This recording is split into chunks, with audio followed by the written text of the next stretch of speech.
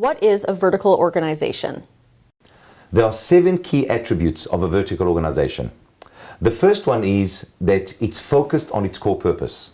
It's being able to clearly articulate what is the primary focus of this business, as opposed to what multiple businesses do, horizontal businesses, where they have so many objectives in any one year that they simply cannot execute on those. And the companies that are vertical can say, this is what success looks like this year. This is what success looks like this year. Whereas horizontal organizations are trying to move so many things forward simultaneously, they can't define even what their core purpose is. The second attribute of a vertical organization is that it's committed to excellence. And what that means is that every single person in the organization is committed to delivering and living the values and creating the vision of the organization. So committed to excellence actually means going beyond just we are clear and focused on what our vision is. We are now committed to creating and developing it. Yeah. But that when they're committed to excellence, they go way far and beyond what the average organization would do. They really stretch the organization. They're almost aiming what appears to some to be the impossible. And many of those leaders don't even know how to get there. But that doesn't matter. They know that in order to continually drive value to their customers, they need to go way beyond what they've done in the past. As we said earlier, change the trajectory of the business. The third attribute of a vertical organization is that it's innovative and constantly learning. And this is not just in word, this is in deed. It means that everyone is open to learning, to growing, to accelerating, to moving forward. Everything that is done in that type of organization is around generating, it's around moving forward, it's about creating, it's about evolving, it's about elevating. That is the mindset, and this once again is part of the culture of a vertical organization. And I think the issue with this, Eitan, is that that's not only learning organizational stuff around technical skills or process skills. That learning and constantly improving starts with me. That I've got to be on a personal journey of growth from who am I, strengths, who am I, weaknesses, and face my own brutal realities about how I show up as a leader at work. So the learning and constantly improving is about me first, organization second, and then way exceeding customers' expectations third. What you see in horizontal organizations on the issue of constantly improving is that there is a culture of preservation of the status quo. Yeah. There's a culture of let me not take a risk. Let me dig a little foxhole and hide myself here and be safe. And once there's a culture where there's avoidance of risk, where it's preservation of status quo, you cannot have innovation.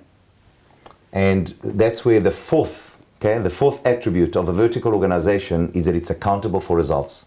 And what that means is that we don't blame, and we don't moan, and we don't complain, and we stop playing the political games. It means that every single member of that organization, from head to toe, executive level to frontline staff, is accountable for their own goals, their own areas of responsibility, without any excuses for lack of delivery. And again, that personal accountability starts with accountability to myself. I cannot hold someone else accountable to deliver results if I personally am not being held accountable to the same higher standard by myself. In horizontal organizations, there's an excuse.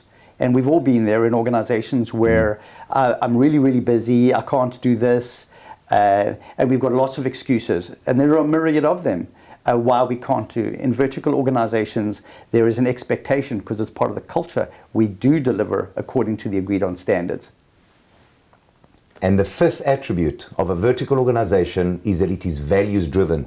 And these are not just values that are posted on the website or that you see in the boardroom or in the hallways. These are values that are in the minds and the hearts of every single person that works there. And I'm not saying every single person lightly. Every single person that works in that organization that has come to work to co-create something that is meaningful, something that is significant, something that everyone rallies around and is aligned with, that is how everyone lives in their organization. And these values are prioritized, they are very clear, and people are living them in practice. And the values development starts from within. That I want my values to be defined from within me, as in who do I want to become, as the best leader, as the best executor, and then the company values are aligned with my personal values. What you want is a total synergy between personal and organizational values, then they're never imposed. And on the living the values, contravening the values is absolutely inexcusable, especially amongst leadership. And if you look at many, many leadership teams today, starting at the highest level, there are a lot of words out there around how we will behave around here. There's far too often, and most organizations will relate to this, there are people within the organization at the executive table who do not live those values. And employees are simply looking at this, and where there's a breach of values, they're saying, that's how we should behave around here. So they're not even looking at what's been written on a piece of paper or on the wall and spoken about. They're literally looking at how leaders behave, and they're just copying that. So on the leadership values issue, and it ties directly into a culture of excellence, employees will take their standards from the standard that they see in their leader. So there's no such thing as an underperforming employee. There's an underperforming leader. That's when we look at the sixth attribute of a vertical organization, and that is vertical organizations are collaborative. And that means that people work together. There's cohesion, there's collaboration, there's high engagement, and we look at how we can maximize and optimize the resources that are available to the company. So there's no competing for the resources. We are aligning and sharing and working together to maximize whatever it is that we have.